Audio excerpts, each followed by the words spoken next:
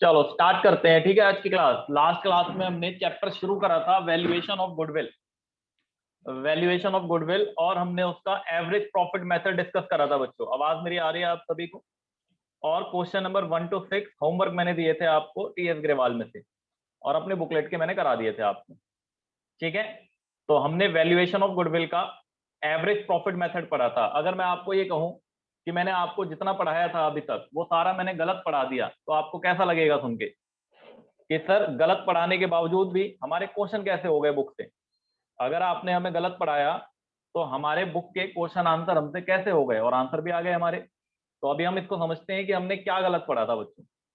जब भी गुडविल की कैलकुलेशन होती है तो जो प्रॉफिट्स आपने देखे थे, ये जो क्वेश्चन मैंने कराया था आपको, ये वाला, ये क्वेश्चन जो कराया था मैंने इसमें 3 साल के प्रॉफिट थे हमारे पास। एक 2019 का प्रॉफिट था, एक 2020 का था, और एक 2021 का प्रॉफिट था। तो हमने क्या करा, वोडाफोन ने हच लिमिटेड का बिजनेस खरीदा था। तो आपने क्या करा था, उनके जो प्रॉफिट थे प्रॉफिट एंड लॉस अकाउंट से नेट प्रॉफिट उठा के ले लिए। मान लो वोडाफोन का जो मालिक था उसका नॉलेज नहीं था, उसने बस ये देखा कि प्रॉफिट एंड लॉस अकाउंट में जो नेट प्रॉफिट है उसको उठा लिया, और वो उसने मान लिया कि यही प्रॉफिट मुझे फ्यूचर में भी मिलेगा, और गुडविल की कैलकुलेशन करवा दी। लेकिन मान लो शाम को आप आने वाले थे, ठीक है ना, आप उनके अकाउंटेंट हो, और आप आज शाम को ही विदेश से वापस आ रहे थे, और आज आप आ गए, और कल बिजनेस खरीदना था उन्हें। बात बहुत ध्यान से समझना, उन्हें बिजनेस खरीदना था, वो कल खरीदेंगे। बच्चों लेट ज्वाइन मत करा करो, बहुत काम की बात निकल जाती है वरना। ठीक, मान लो ये आपके ही घर का बिजनेस है, और आप अपने घर के मेंबर हो, और आज आप शाम को आ रहे थे फ्लाइट से। आप जैसे ही पहुंचे आपने देखा कि ये क्या हो रहा है, बिजनेस खरीदा जा रहा है, और जो 3 साल के प्रॉफिट मैंने आपको दिए थे वो प्रॉफिट के बेसिस पे गुडविल निकाल दी गई। तो आपने उस काम को तुरंत रुकवा दिया, आपने कहा रुक जाओ वरना बहुत भारी गलती हो जाएगी। फिर आपने क्या करा, हच लिमिटेड के पूरे प्रॉफिट एंड लॉस अकाउंट को मंगवाया। आपने कहा एक काम करो, इनके P&L अकाउंट मंगवाओ जरा, हम देखेंगे उसे क्या है इसमें। और जब प्रॉफिट एंड लॉस अकाउंट आए तो उसमें नेट प्रॉफिट बिल्कुल ठीक लिखे हुए थे। जो प्रॉफिट हमने लिखे थे 60,000, 40,000 और 50,000 अपने एग्जाम्पल में, जो मैंने आपको एग्जाम्पल कराया था, प्रॉफिट वही थे। लेकिन सर फिर गलती कहाँ हुई? तो गलती बच्चों ये हो गई कि प्रॉफिट एंड लॉस अकाउंट में ऐसी बहुत सारी चीजें होती हैं जो फ्यूचर में नहीं होंगी या नहीं हो सकती। जैसे मान लो 2019 के प्रॉफिट में हमने एक ऐसा लॉस P&L अकाउंट में डेबिट कर दिया था जो एबनॉर्मल नेचर का था। आग लग गई, आग लगने से कुछ नुकसान हो गया, लॉस बाय फायर। आपने पढ़ा था 11वीं क्लास में फाइनल अकाउंट में, loss by fire profit and loss account में डेबिट होता था। आपने इसको प्रॉफिट एंड लॉस अकाउंट में डेबिट कर दिया था। अब मुझे बताओ, क्या ये आग आने वाले सालों में भी लगेगी? यस और नो? क्या ये हर साल आग लगती चली जाएगी या नहीं? लग भी सकती है ना, चांस के ऊपर है, क्या पता लग जाए आग। लेकिन ये एबनॉर्मल है। ये कैसा है? एबनॉर्मल नेचर का है। तो ये वाला खर्चा आपने दिखाया, आपका प्रॉफिट कम आया होगा। आपका प्रॉफिट कितना आया है? 60,000 रुपए। मान लो हम इसका अमाउंट 5,000 रुपए ले लेते हैं थोड़ी देर के लिए, तो आपका जो प्रॉफिट है वो 5,000 रुपए से कम आया होगा। आपको प्रॉफिट कितना होगा फ्यूचर में? 65,000, क्योंकि ये वाले 5,000 आपके खर्चे नहीं दिखेंगे आगे के प्रॉफिट एंड लॉस अकाउंट में।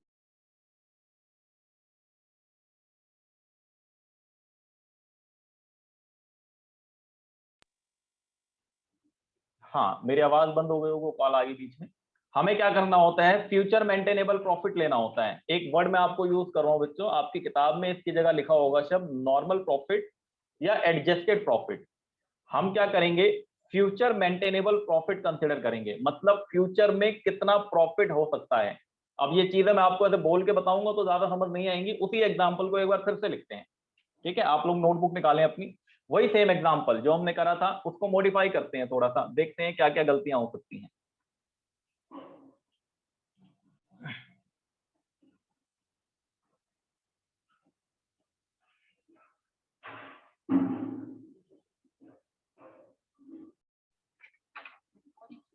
पहले इसको देख लो आप, ये वाला एग्जाम्पल था जो हमने पिछली क्लास में किया था।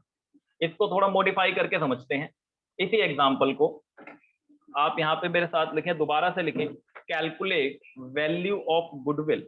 अगला example, calculate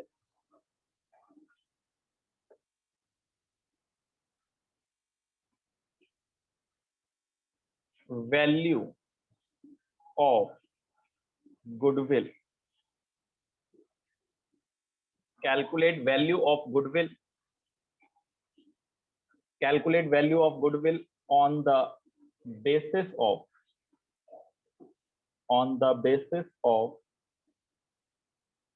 2 year purchase, purchase year 2 साल लेना है हमें और पिछले 3 सालों के प्रॉफिट दिए हैं हमें। मान लो वही क्वेश्चन सेम 2019 में हमारे पास 60,000 रुपए का प्रॉफिट है, लेकिन इस बार इसके ब्रैकेट में लिखा हुआ है, इस बार इसके ब्रैकेट में लिखा हुआ है after charging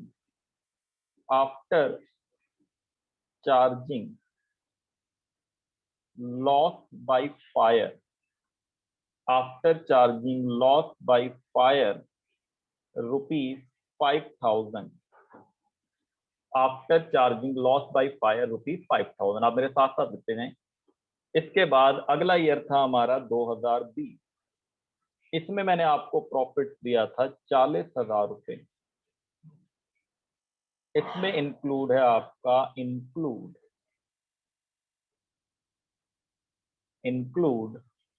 profit on sale of machine, profit on sale of machinery ₹15,000। इसमें इंक्लूड है profit on sale of machinery ₹15,000। फिर एक और ईयर था हमारे पास 2021, ठीक है। इसमें आपका रुपीस अमाउंट जो था ये था 50,000,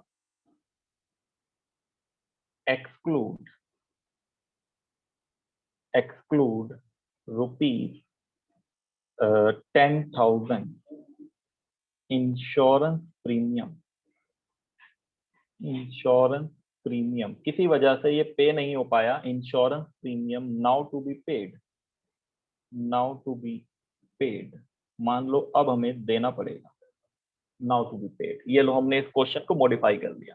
जब आप आए, आप थे चार्टेड अकाउंटेंट, कॉस्ट अकाउंटेंट, आपने देखा कि ये इतनी बड़ी गलती कैसे कर दी गुडविल की कैलकुलेशन करते टाइम। ये सारी जो चीजें हैं इनको सेट ऑफ कराना पड़ेगा, समझ गए। अब आप क्वेश्चन लिख लो तो मुझे बता देना, डन। सॉल्व कर लेते हैं यार। देखो आप रट्टे लगाओगे तो बड़ा आसान है, हो सकता है आपको टीचर स्कूल में बोल दें कि एबनॉर्मल लॉस प्लस कर लेना और एबनॉर्मल गेन माइनस कर लेना, ये कोई तरीका नहीं होता पढ़ने का ना, आपको पता है। ये ऐसे पढ़ाना तो कोई भी पढ़ा देगा, ठीक। अब आप ध्यान से समझे, जब आप गुडविल की कैलकुलेशन करेंगे तो आप फ्यूचर मेंटेनेबल प्रॉफिट देखेंगे। ये शब्द हमारी किताब में नहीं लिखा, लेकिन ये शब्द आप समझ लो, क्योंकि आगे आपको किताबों में लिखा हुआ मिलेगा 12th के बाद।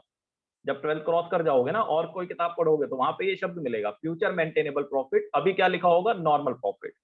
तो हम जब सॉल्यूशन करेंगे तो हम यहां पर सबसे पहले फ्यूचर मेंटेनेबल प्रॉफिट पता लगाएंगे, मतलब हम फ्यूचर में कितना मेंटेन करेंगे एक्चुअल में, फ्यूचर मेंटेनेबल प्रॉफिट। इसकी जगह पे सर हमारी किताब में क्या वर्ड लिखा होगा, आपकी किताब में लिखा होगा नॉर्मल प्रॉफिट या एडजस्टेड प्रॉफिट, नॉर्मल प्रॉफिट या एडजस्टेड प्रॉफिट, नॉर्मल प्रॉफिट या एडजस्टेड प्रॉफिट, ये आपकी बुक में लिखा होगा। अच्छा, अब 2019 की अगर हम बात करें तो 60,000 रुपए का प्रॉफिट है। ध्यान से देखो, ये रहा क्वेश्चन आपको दिख रहा है, after charging loss by fire 5,000। मतलब ये एक ऐसा लॉस है, ये एबनॉर्मल लॉस होता है, आपको पता है बच्चों। आग लगेगी, हर बार लगेगी, ये कोई गारंटी नहीं है इसकी, ठीक है ना। तो ये नॉर्मल एक्सपेंस नहीं है बिजनेस का, ये एबनॉर्मल एक्सपेंस है, तो ये हर साल नहीं होगा। और आप देखो कहां हुआ, 2020 में लगी आग, नहीं लगी, 2021 में लगी, नहीं लगी, तो 2022 में भी नहीं लगेगी, ठीक। तो इसका मतलब ये 5,000 रुपए आप P&L अकाउंट में डेबिट कर चुके हो। और अगर आपने इसको P&L में डेबिट करा है, इसका मतलब आपका प्रॉफिट कम आया है, कम आया है ना प्रॉफिट।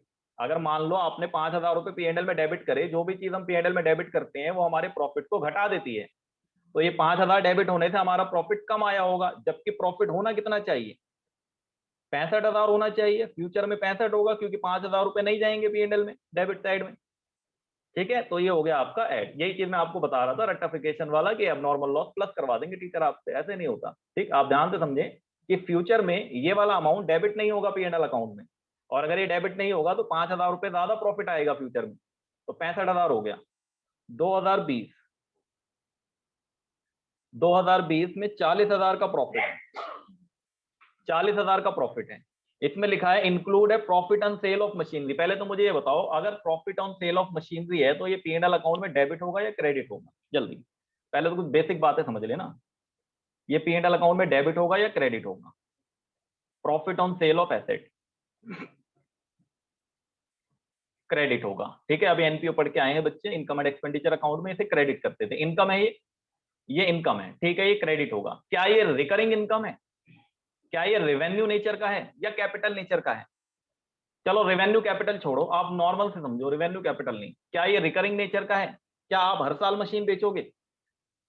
नहीं ना, हर साल तो मशीन नहीं बेचते ना, कभी 10 साल, 5 साल, 15 साल में एक बार बिकती है।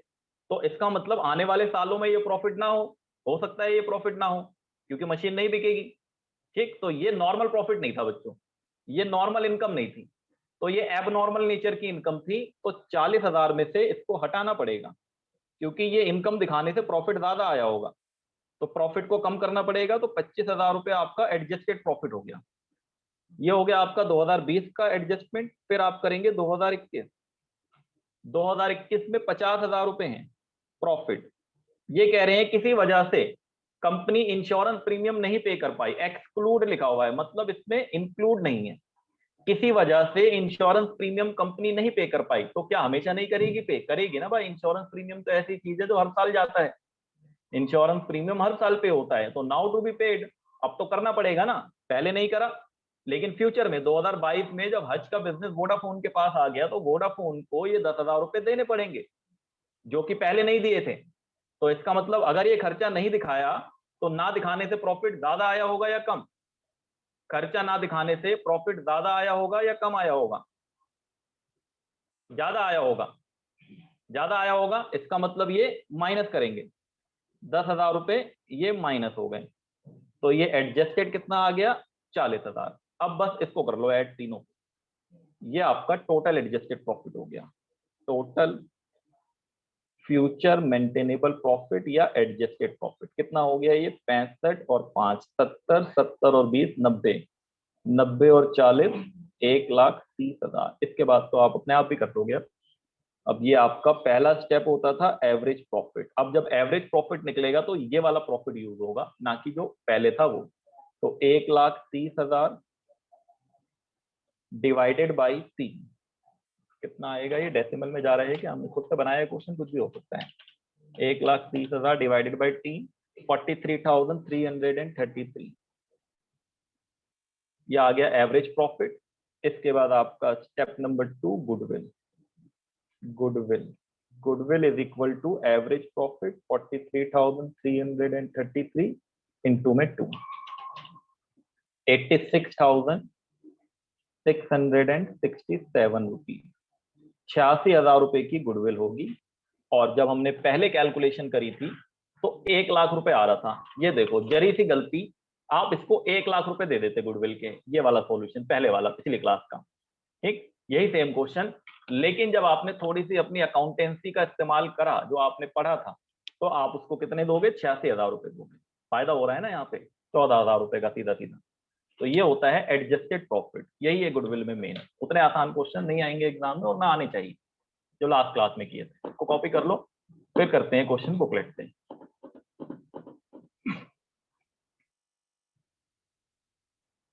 चलो ऊपर से देख लो अगर किसी को देखना है, यहाँ से है सॉल्यूशन।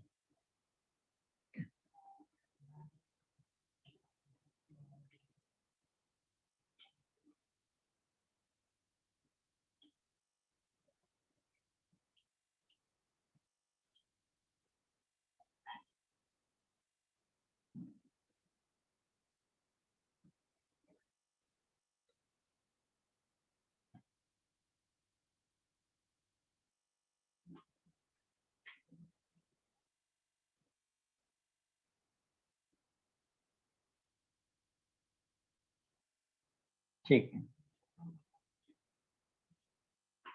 हो गया सबका। अब आते हैं हम अपनी बुकलेट पे, ठीक है।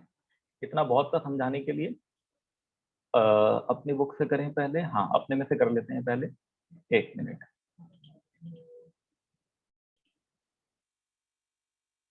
हाँ, ये आ गए हम यहाँ पे। ये मैं आपको टेबल दिखा रहा था, कैलकुलेशन ऑफ एडजस्टेड प्रॉफिट। आप देखो यहाँ पे ऐड करा हुआ है, क्या क्या ऐड होगा, एबनॉर्मल लॉस जैसे कि loss by fire, theft, earthquake, loss on sale of asset, under valuation, over valuation. ये छोड़ दो आप, क्योंकि मेरी आदत नहीं है ऐसे पढ़ानी, आप इसको एक बार देख लेना अपने आप से, बाद में हम अपना दिमाग लगा के करेंगे एडलेस, ठीक है। हम खुद सोचेंगे कि प्रॉफिट ज्यादा हो रहा है या कम हो रहा है। ये हो गया आपका, ये बहुत लंबी टेबल है, ठीक है, कितनी एंट्री हो सकती है मैक्सिमम। फिर आ जाए हम आगे क्वेश्चन पे। एक एग्जाम्पल हमने अभी करा, और मेरी बुक में ज्यादा नहीं है क्वेश्चन, थोड़े ही हैं। तो जैसे कि ये 5वां है, तो आप खुद कर लेना, कुछ छोड़ देते हैं अभी हम। क्वेश्चन नंबर 6, ये वाला क्वेश्चन करें सभी बच्चे ट्राई। आप पहले प्रॉफिट एडजस्ट करा लेंगे। दो पार्टनर हैं, 3:2 का रेशियो है, छोड़ दो, इससे हमें क्या मतलब, हमें तो गुडविल निकालनी है। सी नया पार्टनर है, इससे भी हमें कोई मतलब नहीं है अभी। For the purpose of goodwill has to be valued on the basis of 3 year purchase. हाँ, ये लाइन हमारे काम की। परचेज ईयर कितना लेना है हमें, 3 ईयर्स लेना है। तो goodwill on the basis of 3 year purchase, और पिछले 4 सालों के प्रॉफिट के बेसिस पे, जो कि 4 साल के ये दे रखे हैं, 2008, 9, 10, 11। अब ये जो ब्रैकेट्स में चीजें लिखी हुई हैं, इन्हें हमें एडजस्ट कराना पड़ेगा। आप लोग पहले अपने आप ट्राई करें, मैं 2-4 मिनट का टाइम दे रहा हूँ, फिर मैं कराऊंगा। एक बार आप अपने आप अपना दिमाग लगा के एडलेस कर लो, फिर मैं कराऊंगा, वहां से चेक कर लेना गलत करा है या सही करा है।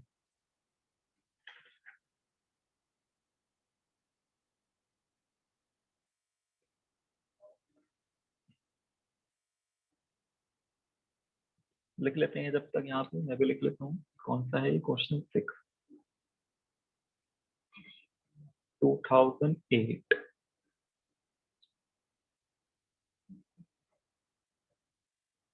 2009,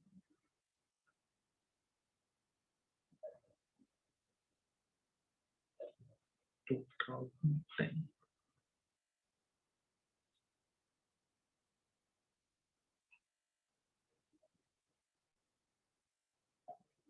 2011।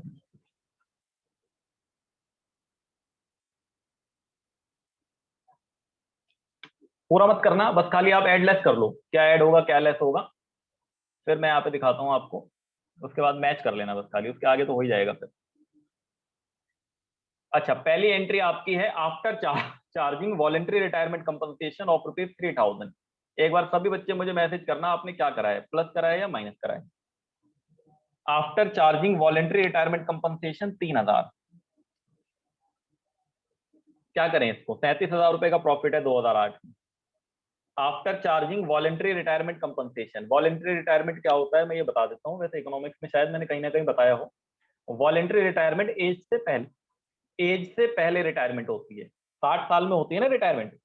मान लो पहले ही सरकार ने कहा कि बस अब बहुत हो गया, अब रिटायरमेंट ले लो, या एम्प्लॉय ने कहा मैं खुद रिटायरमेंट ले रहा हूँ, वॉलेंट्री रिटायरमेंट, जो अपनी मर्जी से रिटायरमेंट ले लेते हैं, तो वहां पे कंपनसेशन देना पड़ जाता है उसी टाइम, ठीक है। तो इसका मतलब ये हुआ कि क्या ये वॉलेंट्री रिटायरमेंट हर साल होता है, नहीं, ये कभी कभी होता है। वॉलेंट्री रिटायरमेंट हर साल नहीं होता, तो इसका मतलब ये आपका प्लस होना चाहिए, क्योंकि ये माइनस हो गया था उसमें से, तो 3000 रुपये प्लस हो जाएगा। तो 37 + 3, 40,000 इसका एडजस्टेड हो गया, ये इसका एडजस्टेड प्रॉफिट हो गया, ठीक। अगली एंट्री देखते हैं। 2009 में क्या है, 2009 में है आपका इंक्लूड लॉटरी इनकम, 7,000 रुपये इसमें लॉटरी इनकम इंक्लूड है। तो क्या लॉटरी हर साल लगेगी हमारी, कभी लग गई, किस्मत की बात है ये तो लॉटरी हर साल तो लग नहीं सकती हमारी, तो इसमें ये इंक्लूड है, तो इसको हटा दो। तो -7,000 रुपये ऐड नहीं होगा, माइनस होगा, लॉटरी इनकम है ये, जो कि इसमें इंक्लूड है। इसका मतलब 7,000 रुपये से प्रॉफिट ज्यादा आ रखा है हमारा, 7,000 से प्रॉफिट ज्यादा आ रखा है 2009 में। फ्यूचर में ये इनकम नहीं होगी हमें, फ्यूचर में लॉटरी इनकम हमारा नॉर्मल इनकम थोड़ी है, हमें नॉर्मल लेना है, नॉर्मल इनकम और नॉर्मल एक्सपेंस, बस एब नॉर्मल वाला कुछ भी नहीं लेना। ये एब नॉर्मल गेन है, ये एब नॉर्मल गेन है जो किसी घटना के घटने से हो गया। घटना के घटने मतलब लॉटरी लगना एक घटना ही है ना, हर किसी की नहीं लगती और हर बार नहीं लगती। तो इसका मतलब 7,000 इसमें से माइनस, तो 44 - 7, 37,000। अच्छा, 2010 में कोई एडजस्टमेंट नहीं है, तो इस लॉस को आप ऐसे ही नेगेटिव में लिख लें, 27,000, ठीक है। जहां पे कोई एडजस्टमेंट नहीं होगी उसको तो वैसे ही लिख देंगे। फिर 2011 में है एडजस्टमेंट, 2011 में एडजस्टमेंट है, क्या है adjustment, exclude salary of ₹6,000 to a manager, manager की सैलरी थी 6,000 रुपए, जो कि इसमें इंक्लूड नहीं है। अब भाई मैनेजर है, सैलरी तो देनी पड़ेगी ना, नाउ टू बी पेड, अब देनी पड़ेगी। तो इसका मतलब आपका जो फ्यूचर मेंटेनेबल प्रॉफिट है वो 6,000 रुपए से कम आएगा, क्योंकि ये 53,000 रुपए 2011 में आया। इसमें आपने मैनेजर को सैलरी नहीं दी थी, लेकिन मैनेजर को सैलरी चाहिए ना, वो बिना सैलरी के कैसे काम करेगा। तो ये सैलरी फ्यूचर में हमें देनी पड़ेगी, तो फ्यूचर का प्रॉफिट घट जाएगा 6,000 से, 6,000 से घट जाएगा। तो ये कितना हो जाएगा, 47,000। अब आप कर लें इन सबको ऐड और बता दें ऐड करके कितना आ रहा है total profit, total adjusted profit हो गई।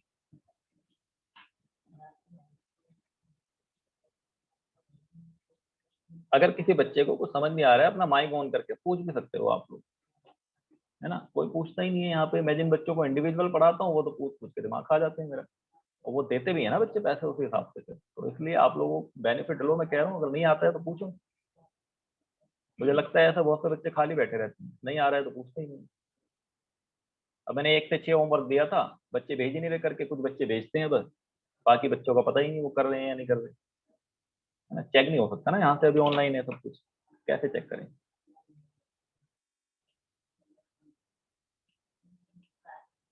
कितना आया टोटल, टोटल बता दो टोटल जल्दी। 40, 27, 37 माइनस 27, ये 10 हो गया। 40, 10, 50, 50 और 40, 90, और ये कितना हो गया 97,000। 151 के कैसे हो गया 97,000, ये माइनस में है 27,000, ये ब्रैकेट लगा हुआ है ना, लॉस है ये। 97,000 हो गया हमारा टोटल प्रॉफिट। अब हम एवरेज निकाल लें, तो एवरेज प्रॉफिट निकालने के लिए 97,000 डिवाइडेड बाई 1, 2, 3, 4, 4 साल का है। अब डिवाइड कर दो इसको, जो भी आएगा। इसके बाद गुडविल निकालना,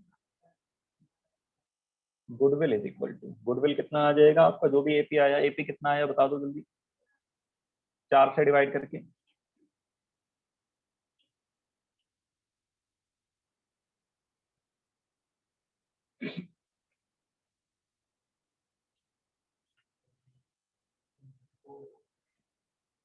चौबीस 250, 24,250 आ गया एपी। इसके बाद 24,250 नंबर ऑफ परचेज ईयर कितना लेना है, 3 साल। Final answer is 72,750। ये हो गया हमारा क्वेश्चन नंबर 6 को कॉपी कर।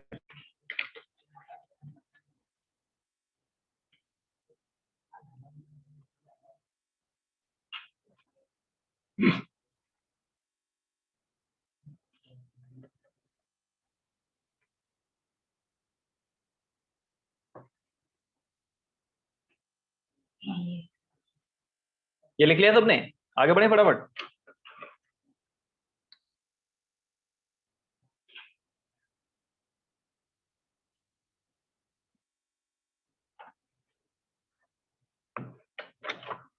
एक क्वेश्चन हम अपना इलस्ट्रेशन करेंगे, वो कराने का पर्पस मेरा सिर्फ आपका एक है। फटाफट से जो 10 मिनट हमारे बचे हैं, फिर क्लास दोबारा ज्वाइन करना, क्योंकि 40 मिनट में कुछ नहीं हो पाता है। हाँ, गुडविल ये लिख लिया सबने ना। अभी आते हैं हम अपने बुकलेट पे दोबारा। एक क्वेश्चन में टीएस ग्रेवाल का करा रहा हूँ आपको, क्वेश्चन लिखवाऊंगा, टाइम लग जाएगा मुझे ज्यादा, तो यहाँ से देख लेते हैं बुक पे। आपके पास, सबके पास होगी बुक।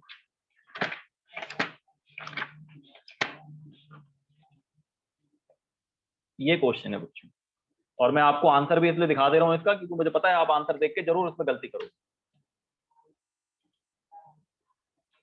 ये क्वेश्चन आपका है, पूरा दिख रहा है क्वेश्चन सबको, या और जूम करें। ठीक है, क्या लिखा हुआ है क्वेश्चन में, Om Shanti and NaMo, 3 parts हैं आपके। They agreed to admit Dev, ठीक है, for the purpose of goodwill is to be valued at 4 years, 4 साल के बेसिस पे होगा। और आपको नीचे 5 साल के प्रॉफिट दिए हुए हैं, 30,000, 70,000, 1,00,000, 1,40,000, लास्ट में लॉस है 1,20,000 का। ठीक है, फिर नीचे कह रहे हैं on 1 April 2019 5 cycles costing ₹20,000 were purchase. हमने 5 साइकिल खरीदी है, 20,000 की एक है, तो 1,00,000 रुपए की साइकिल हो गई। ठीक, 1,00,000 रुपए की साइकिल हो गई। आपका wrongly debited to travelling expense account. ओहो, बड़ी भारी गलती कर दी इन्होंने, खरीदी थी साइकिल और डेबिट कर दी इन्होंने ट्रैवलिंग एक्सपेंस अकाउंट में। ये तो एसेट था हमारा, ये एसेट अकाउंट में जाना चाहिए था, बैलेंस शीट में, और इसको आप P&L अकाउंट में ले गए। तो ये गलती हो गई। 1,00,000 रुपए का आपका ऐसा खर्चा P&L में आ गया जो नहीं आना चाहिए, या जो फ्यूचर में नहीं आएगा। फिर आगे लिखा हुआ है depreciation on cycle was to be charged at 25% per annum. अब जब आपने उसको साइकिल माना ही नहीं, तो डेप्रिसिएशन किस बात का लगाया होगा। बात ध्यान से समझें, आपने जो साइकिल खरीदी आपने उसको खर्चा मान लिया, और जब आपने उसे खर्चा मान लिया तो खर्चे पे थोड़ी डेप्रिसिएशन लगता है, डेप्रिसिएशन तो एसेट पे लगता है। इसका मतलब डेप्रिसिएशन की भी गलती है, जो कि अभी चार्ज नहीं हुआ लेकिन फ्यूचर में चार्ज होगा। तो 25% का depreciation and calculate the value of goodwill. मतलब आपकी जो गलती है वो सिर्फ 2019 वाले प्रॉफिट की है, हमें इसे एडजस्ट करना है। आप मुझे बस ये वाला बता दो एडजस्टेड कितना आएगा, 2019 का एडजस्टेड प्रॉफिट कितना आएगा, जल्दी।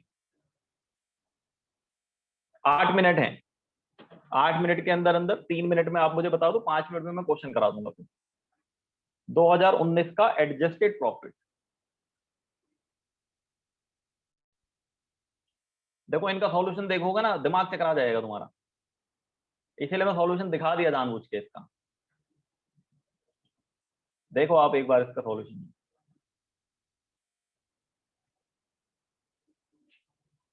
मैं यही किताब में कर दूं, एक गंदी हो जाएगी किताब वरना किसी और की है, पेज ले लेते हैं एक, आप इसको ट्राई करो जब तक अभी है टाइम।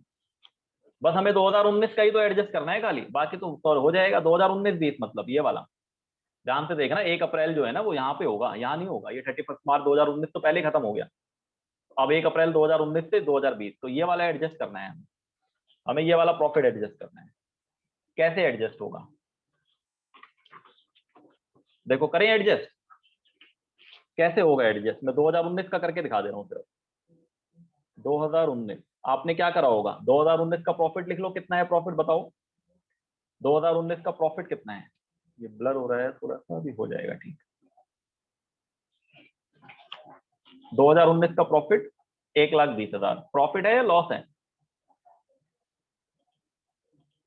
प्रॉफिट है या लॉस है, हाँ क्या है, लॉस है। तो लॉस को क्या लिखते हैं हम, लॉस को ब्रैकेट में लिखते हैं ना, तो 1,20,000 हमने ब्रैकेट में लिख दिया, ये लिख दिया, ठीक है। अब ध्यान से देखें, अब क्या कह रहे हैं कि आपने 1,00,000 रुपए की साइकिल खरीदी थी, जिसको गलती से ट्रैवलिंग एक्सपेंस में डेबिट कर दिया।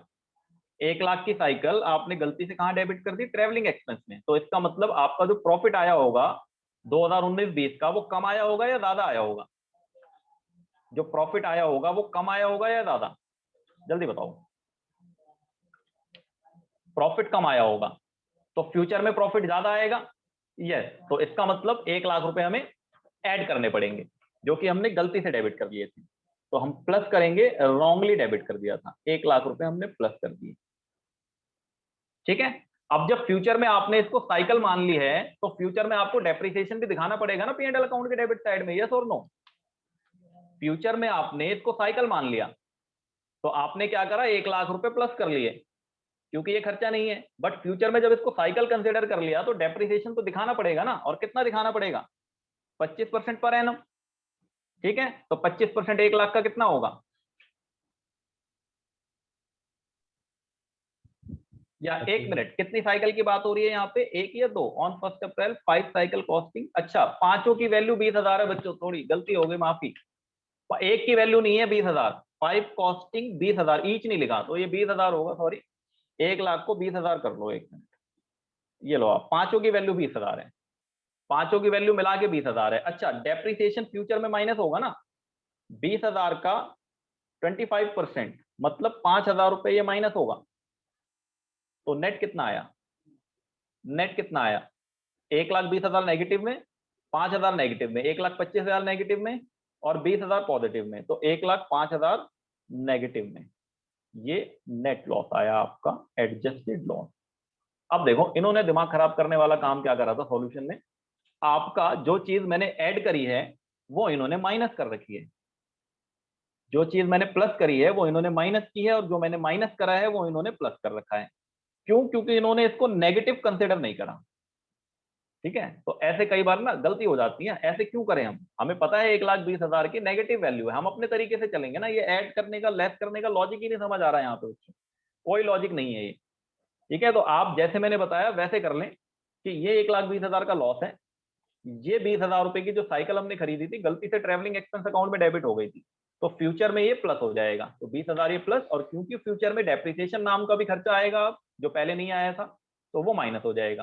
तो आपका ये 1,05,000 आ गया। फटाफट इसका आंसर निकाल दो फाइनली, 1,05,000 का लॉस और इसमें क्या क्या प्लस होगा मैं ये बता देता हूँ आपको।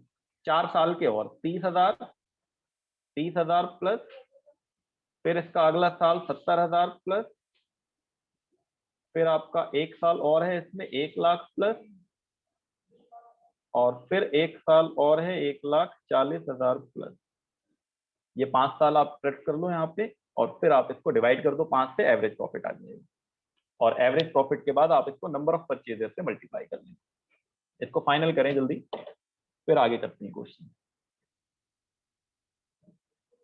यह आपको सभी की बुक में मिल जाएगा, टीएस अग्रवाल की बुक जिन जिन के पास होगी, ये इलस्ट्रेशन में है। कितना हो गया ये, कैलकुलेटर कहाँ है? टोटल कितना हुआ? 1,40,000 plus 1,00,000 plus 70,000 plus 30,000 minus 1,05,000, total हुआ 2,35,000, 2,35,000। एवरेज प्रॉफिट कितना हो गया? 2,35,000 divided by 5, average profit 47,000। Goodwill कितनी हो गई? Goodwill is equal to 47,000 into number of purchase year. Number of purchase year कहाँ है? ये रहा, वैल्यूड एट 4 ईयर परचेज। तो 4 से मल्टीप्लाई कर दो इसको, 4 से 1,88,000।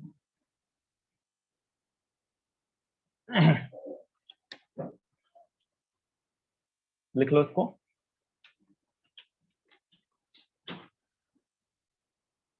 हो गया ना ये सबका?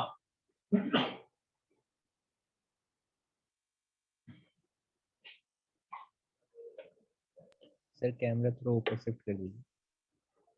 ये लो ऊपर वाली वैल्यू देखिए, ये यहाँ पे पहले हमने 1,20,000 नेगेटिव वैल्यू ली थी। ये बुक हटाई देते हैं, सही से दिख जाएगा। 1,20,000 रुपए हमने नेगेटिव वैल्यू ली थी पहले, फिर 1,20,000 में हमने 20,000 रुपए ऐड कर दिए थे, क्योंकि ये गलती से ट्रैवलिंग एक्सपेंस अकाउंट में डेबिट हो गए थे। और क्योंकि अब इसको फ्यूचर में आप एसेट मानोगे तो उसका डेप्रिसिएशन फ्यूचर में चार्ज होगा 5,000। ठीक,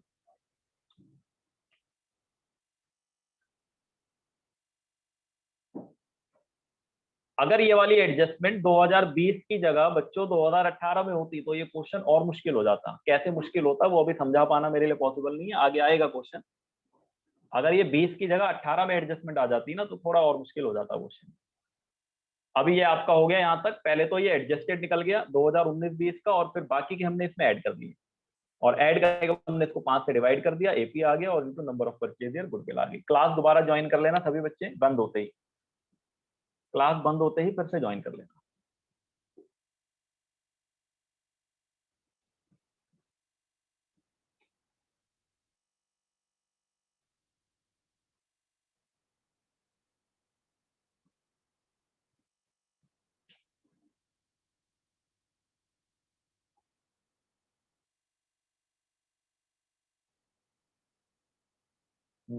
बिल्कुल सही वरुण। हाँ यही होता, आगे तक जाता फिर डेप्रिसिएशन।